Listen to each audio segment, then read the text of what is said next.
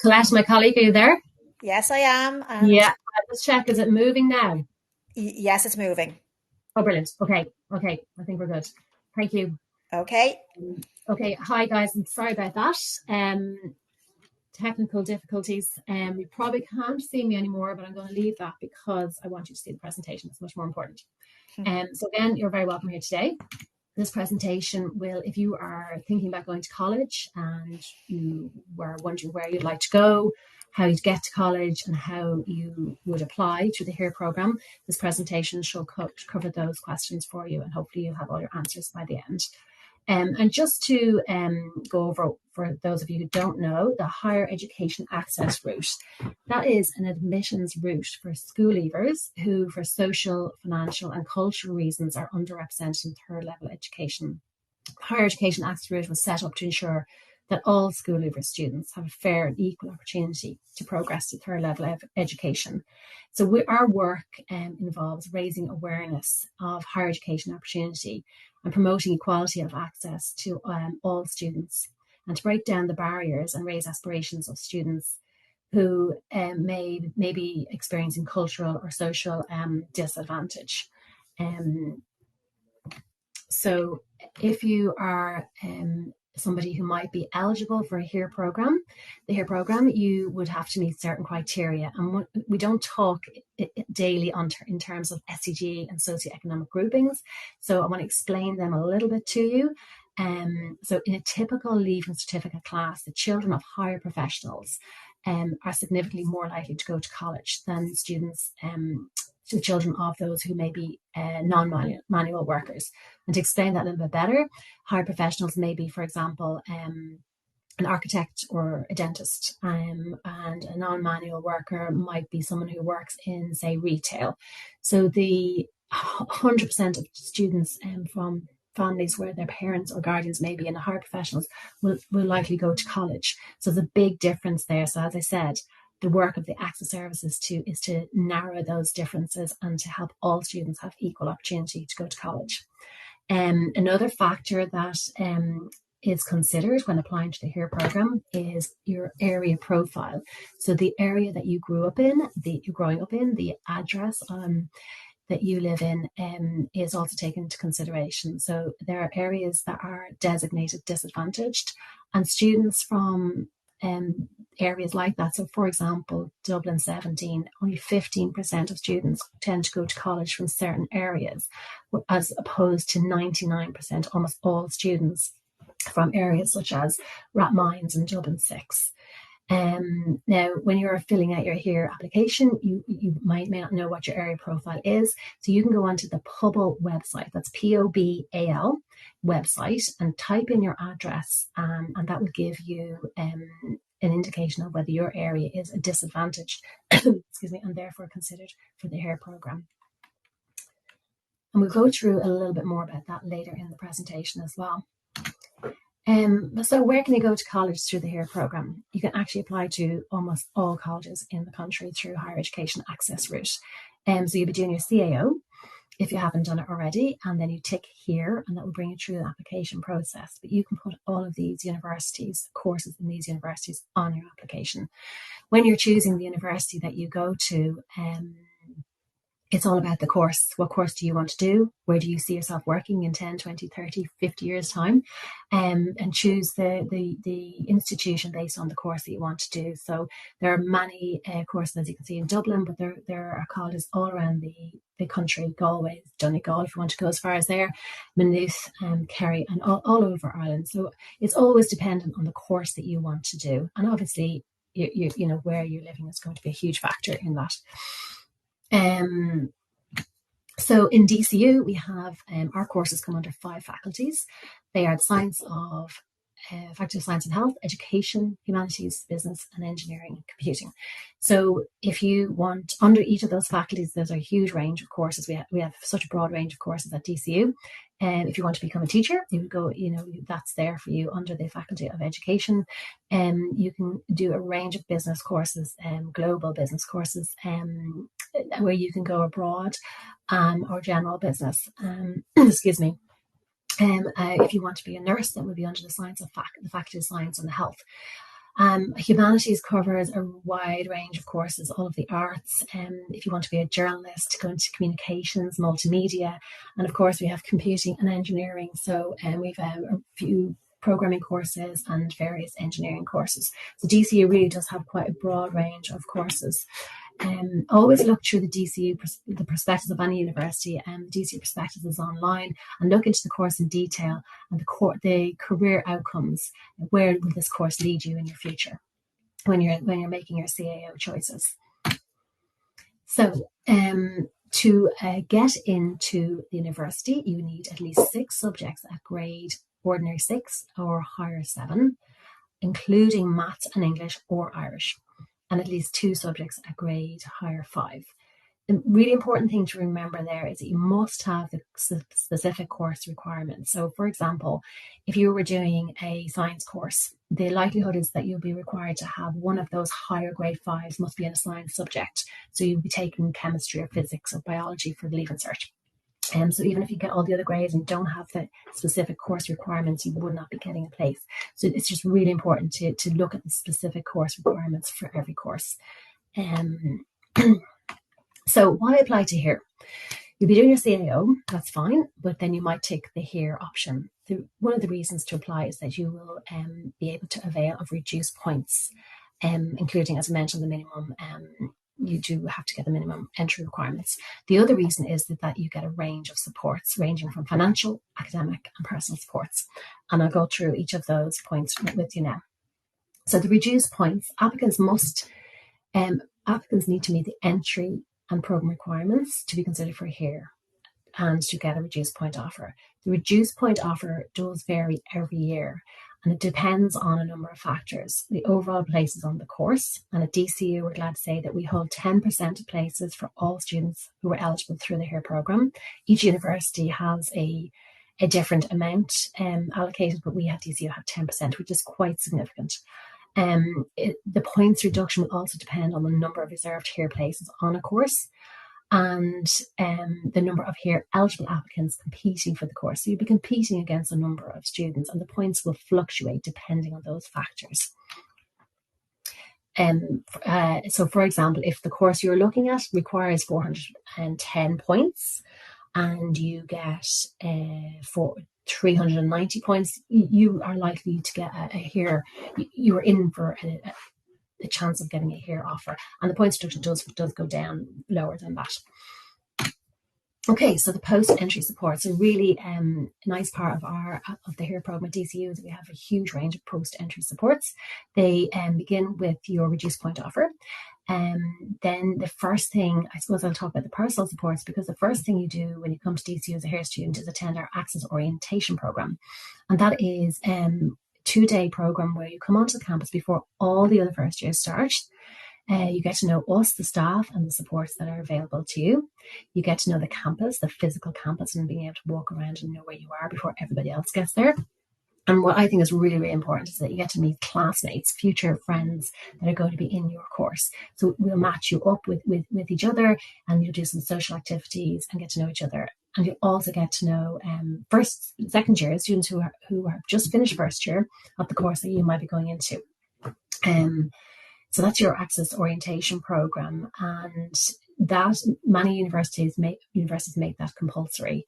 And the dates I'll give you actually later on at the end of the presentation.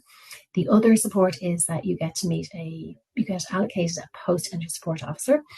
So I am a post-entry support officer at DCU. A lot of my role involves that. So what will happen is if you are under me, then you would I would have a one-to-one meeting with you depending on your needs, or else a small group meeting. And at those meetings, we get to know you a little bit better.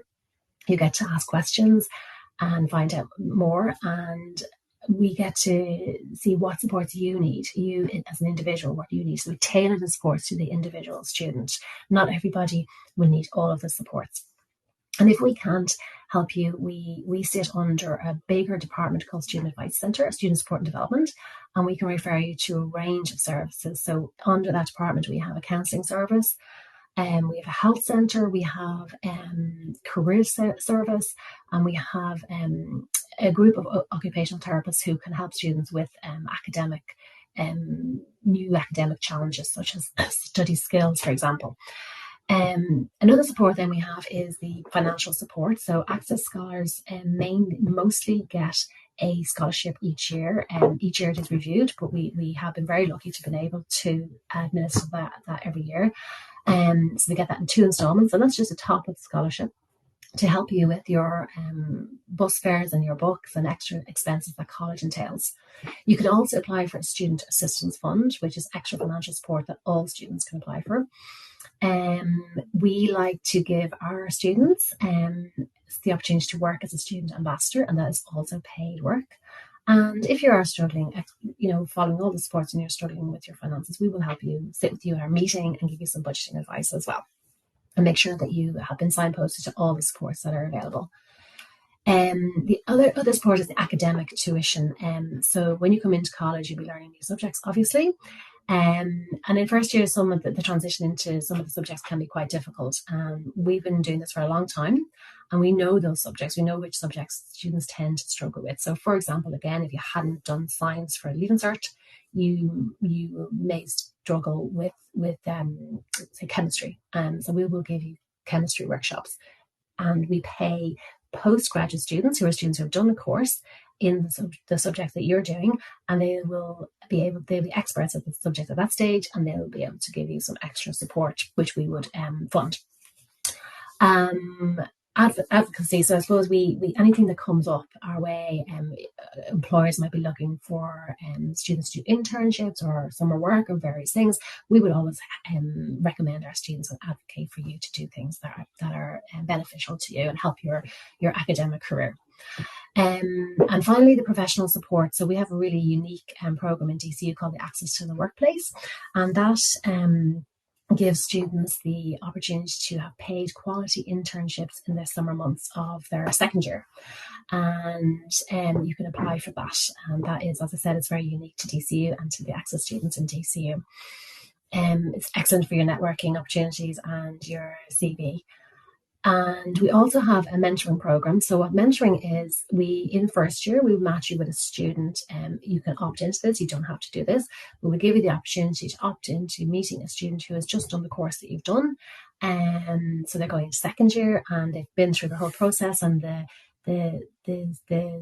scariness of transitioning into college, and they've survived, and they give you the benefit of their experience and tips and advice, and maybe where to get certain things or what certain things to focus on in a certain module, or what's coming up and things like that. So that's a really nice informal support, and we get to make a friend out of that too on occasion. Okay, so should you apply to here? If your household income for 2021, now please note that we're looking for income for 2021, is on or below 46,790, and as well as that, you need to meet a combination of 2 of the following factors. So is there a medical card in the family? Do your parents or guardians receive a means tested social welfare payment in 2021 for 26 weeks? Are your parents or guardians in the socioeconomic grouping that we discussed earlier, the employment status that is underrepresented in education? Do you attend a DESH school? Have you attended a DESH school for the last 5 years? A DESH school is a school that has been designated by the Irish government as a disadvantaged school. So a school where the progression to college is slightly lower. And you may not know if your school is a DESH school or not, and feel free to ask your teacher or your principal if you do not know. And do you live in an area of concentrated disadvantage? So we talked about that earlier as well. So there are the factors that are required to meet in order to be eligible for the HERE programme. As I said, you don't need to meet all of those factors, but you do need to meet the income, and you need to meet a combination of the others. We have, you can't see me now, but I have a HERE booklet in front of me. It's the HERE Handbook 2023. If you don't have that, ask your guidance counsellor if she has a copy, and if not, you can contact the institution that is relevant to you for copies to be sent out. And in that, it gives you all of this information as well, and the different combinations that you have to meet in order to be eligible for the programme. If you're unsure about any of these factors, which you're not necessarily going to know a lot of detail about your household income, please talk to your parent or your guardian, and as well as that, your school careers guidance counsellor. if needed. So you must, just to reiterate, you must meet the income of 47,000. I'm just going back to that, 46,790, and the right combination of the other factors that we just mentioned in order to be eligible for here. So the application process opened, CAO opened on the 4th of November. So you can apply for here now. And my advice is apply for it if you haven't already done your CAO application and ticked the here option. You can go back in and do it, and do so, if not tonight, tomorrow. Do it as soon as possible. You don't want to leave till the last minute. It closes on the 1st of February, so only 2 weeks away. So it's best to get it in now, go through the process, and make sure that you have all the documents that you need to submit. The closing date for financial documents is the 15th of March, so you do have time for that, but I would start working on getting those documents together because you haven't done this before, so it takes a little bit longer to kind of get familiar with the process. And make sure that your documents are clear copies of all the supporting documents. And you, the documents that you would need to fill out, there's a checklist. So when you complete your application, you receive a checklist at the end, and this is based on the information that you provide. So if you say, for example, your parent or guardian is working in a shop, then you would need their financial documents from that. So it's a notice of assessment, a statement of liability, sorry. So once you put it in, the occupations in, it will tell you, the checklist will give you an indication of what documents you need. So start gathering, as I said, gathering those documents as soon as possible. So yeah, the statement of liability or self-assessment letter or chapter 4. So if your parent or guardian runs their own business, it will be a self-assessment letter or chapter 4 for 2021 that will be required. I'll just go through these really briefly because, as I said, it's in the handbook. The social welfare statement for 2021. There's at the second last page of the handbook, there's a form that you can pull it out and you get that stamped by the social welfare.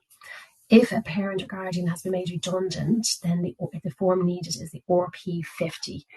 And if your parent or guardian has retired, then you would need the verification of the retirement lump sum letter for 2021. If you're an applicant in the care of the state, you do need a letter from TUSLA. You don't need the income details for your foster parents, for example, but we just require a letter from TUSLA. And in that case, I would also say that please do reach out and touch base with your university. So, for example, if you're applying to DCU and you're in the care of TUSLA, give us a call and we can give you some extra guidance in advance of doing your application. So just coming to the end soon, some helpful tips. Study the HERE handbook carefully. If you haven't got it, it is online on the DCU website, or if you just go into the HERE website, study it carefully and maybe chat with your parents or guardians as well. Complete the online application accurately. Accurately describe your parent or guardian occupation. It can make the difference if you put in the wrong occupation, just because you're not quite sure how to describe it. It can make the difference of you being eligible or ineligible for the scheme. Request the required documents early, as I said. Send good quality copies and all pages of the correct documents. Submit the correct revenue documents, example statement of liability. Keep proof of postage and meet your deadlines. So all this information doesn't come to me, it doesn't go to the university, it goes to the central HERE office, and they're dealing with a few thousand applications each year. So if you do send something in, keep the proof of postage. At least if it does go astray and you got that, then that's fine, they will accept it. If you don't, then they won't be able to accept it. So try to follow those tips as closely as you can. Because the most common reason for ineligible applicants in 2022 was because applicants submitted the wrong revenue document. And maybe for the wrong year. So we're looking for 2021 documents this year, and is it's just really, really important to make sure you get the right documents in so that we can make sure that your application is assessed properly. And there is an appeals process, and that is, so if you are ineligible and you feel that it wasn't assessed properly, there was something inaccurate, or you'll be given an appeals process information when you get your outcome, and the outcome is on the 27th of June. So just follow that process and appeal, and then bring in the correct documents. And again, that will have to be brought to an appeals board, and they will see if it's warrants review. So just to go over the timeline for you really quickly, the closing date for here is the 1st of March at 5 p.m. Supporting documents, you have another little bit of time, is the 15th of March, so just before Patrick's Day. You'll be notified the 27th of June this year of your eligibility. So you just log on to your CAO application. So then appeals take place in July, and then HERE offers are out with your CAO offer in August. And then, as I mentioned earlier on, students are required to attend an access orientation program, and that is different for each university. So your university that you are offered your place in will be in touch with you in early August, should I say, and with the details of that. So just to keep that in mind, that is something that you would have to attend. Okay, just a little bit on SUSI. So you've probably all heard about the SUSI grant by now. It is not the same as HERE. If you apply to HERE, you should apply to SUSI as well if you think you're eligible. To be eligible for SUSI, you must be of Irish nationality, EU, EEA, Swiss nationals, or have specific leave to remain in the state. You must be resident 3 of the last 5 years in Ireland, EU, EEA, or Switzerland. And you must be progressing to a relevant educational institution. So I would suggest clicking on the www.susi.ie website. Use the eligibility reckoner. So that is like a calculator that you can put all your details in and see if you will be eligible. It gives you an outcome to see if you will be eligible for the SUSI grant. And apply in April. Applications open in April, and I would suggest, again, just like HERE, to apply early, because there's such a volume of applicants to these processes, to these schemes, and it takes a long time to get through everything. So just to apply early. If you have any queries, you can contact SUSI, and you'll see some contacts there. So it's www.susi.ie, and you can email support@susi.ie. And then they have Facebook and Twitter, and also there's a telephone help desk there. If you want further information on any of the things I've mentioned this evening, just go to www.accesscollege.ie. You can also refer back to your HERE handbook. And on the front of your HERE handbook, on the page 2, there's a list of all the institutions that are part of HERE, and their phone numbers and email addresses to a contact in each of those institutions. So if you have a specific query around the HERE program and the institution, you can contact the institution. So there's one there for DCU, and it leads directly to my colleague and myself. So please feel free to use those contacts. Okay, thank you for listening. I'm sorry about the mix-up at the beginning, and I am available, I think, once this chat box is still open for questions. If anybody has any questions, please type them into the chat box.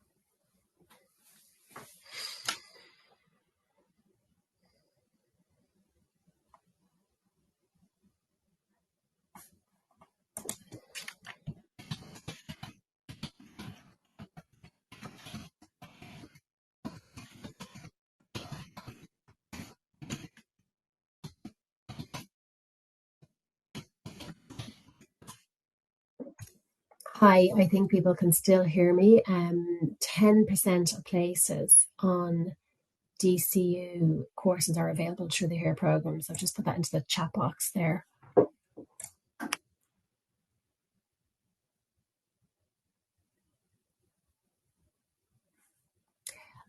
Somebody else has a question there. HERE is not the same as SUSI. SUSI is your government grant for college. HERE is a alternative entry route. You do get a little bit of financial support through HERE, but it is not SUSI. You would apply for SUSI separately.